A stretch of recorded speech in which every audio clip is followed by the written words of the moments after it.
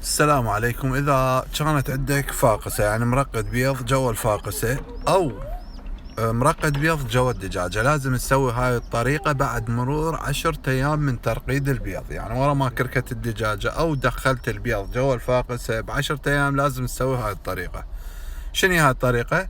نفرز بيها البيض الملقح اللي صار بيه جنين عن البيض اللي أصلا ما بيه لقاح.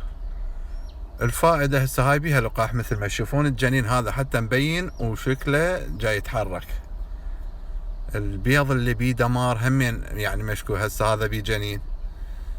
البيض اللي بيه دمارات هم عوفة، احتمال انت مشتبه. هاي مثل هاي البيضة هاي اصلا ما بيها لقاح، ليش اخليها بالفاقسة او ليش اخليها جوا الدجاجة؟ هاي ورا 20 يوم بعد على هاي درجة الحرارة 37 تطلع من عندها غازات وتفسد واحتمال تنفجر، فتعم على البيض الباقي، على البيض اللي ما بيه شي، فيتأثر على نسبة التفقيس أو يختنق الأفراخ داخل البيض. هو هذا سبب طبعا رئيسي.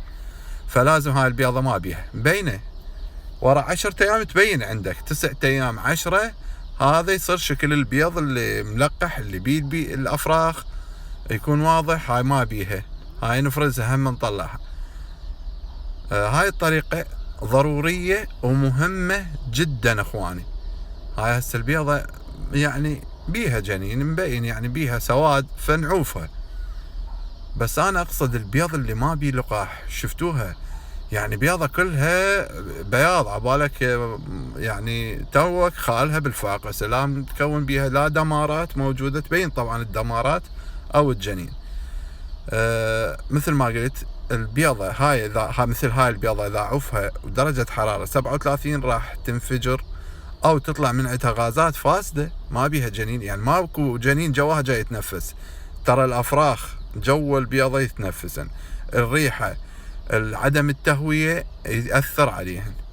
فهاي أهم نصيحة بالفاقسات، أهم شي يعني بالفاقسات أو بالدجاجة الكاركة. ورا 10 أيام لازم تبلش تفرز، وبعد ما تفرز هي فرزة وحدة تقدر تشوف يعني وضع حجم الجنين شقد كبر شقد صغر ممكن، بس مال تفرز بعد لا تفرز، لأن احتمال يطلع يعني انت على عبالك تقول هذا ميت داخل البيضة، لا عوفة والله كريم. هاي هسه مبينة واضحة، شوفوها حتى مبقعة مثل المبقعة بيها فتحات.